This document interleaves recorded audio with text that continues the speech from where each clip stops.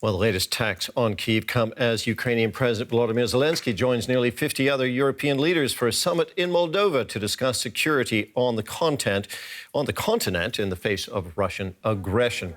The Ukrainian leader was welcomed by Moldovan President Maia Sandu.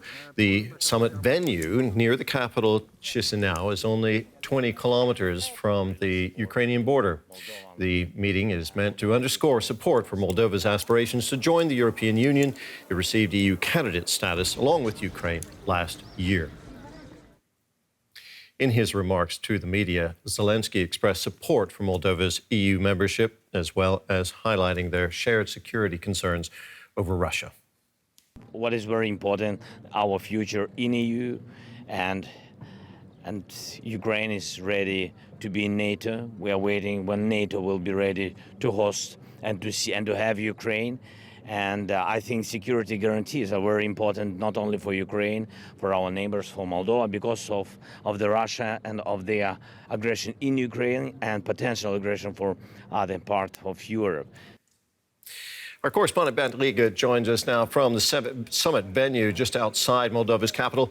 Bernd, as we saw, Ukrainian President Volodymyr Zelensky has just appeared at that summit. How important is his presence there?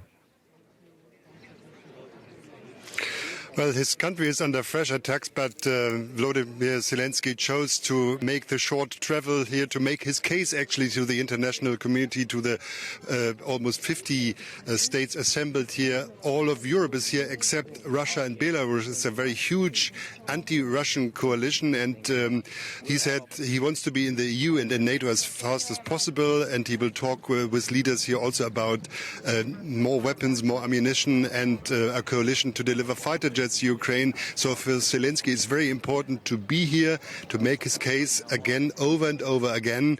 And the community here is very receptive of him. But it's also a strange atmosphere, because here we are in a very peaceful winery, a very nice rural setting, just kilometers away from the war-torn country. So Zelensky also wants to raise awareness for the situation of his country.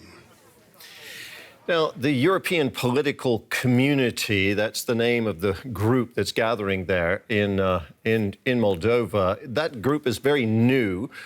It's not entirely clear what powers this European community, political community has. What are the results we can expect from this meeting, Bernd?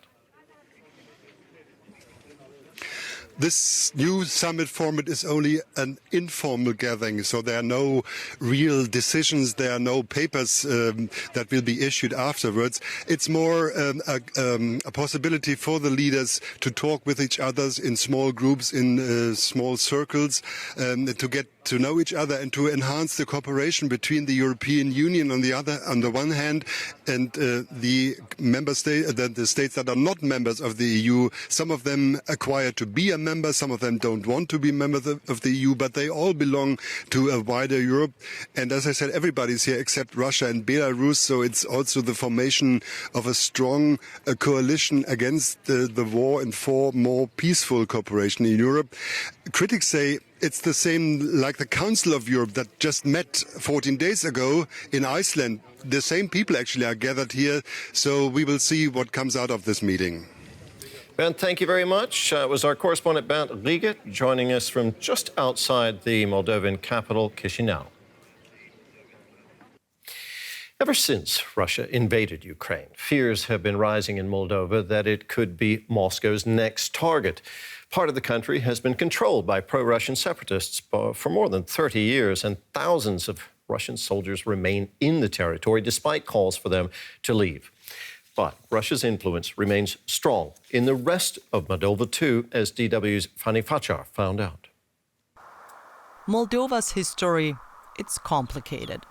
This part of the Dniester River separates Moldova from a pro-Russian breakaway state on the eastern bank, Transnistria. It split from Moldova in the early 1990s. Since then, only a few villages remain under Moldovan control. For example, Kochiari.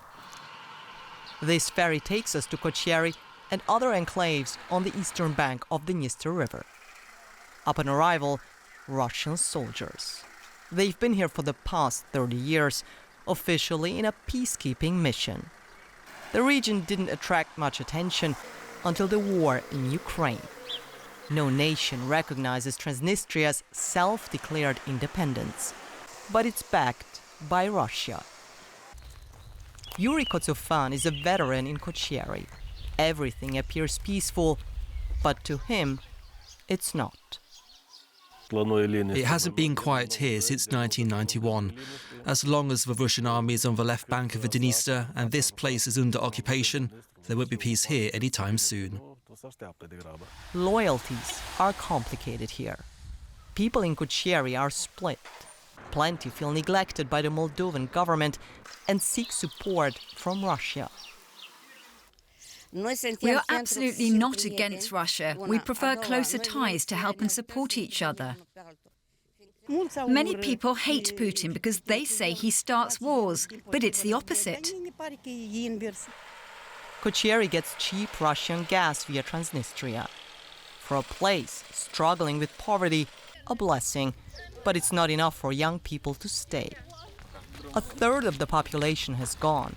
Christian is ready to leave too. There are not a lot of opportunities. I am thinking about going to a different country, but we don't have a lot of money. The average income in Kochieri is about 250 euros per month. Christian shares this room with his brother and his parents. His dreams are bigger than their room. My plan is to finish school and then study graphic design. If things go well, I would like to work abroad, in the United States. He's concerned if Ukraine loses the war, Transnistria and Russia may influence Kochieri even more. I don't feel comfortable in a community that only supports the Russian world. There are so many people like that here, and I'm fed up with them. I would like to see other people who think normally. The future of Moldova is linked to villages like Kochieri, and from whom they would accept protection in the event of a war, Russia or Moldova.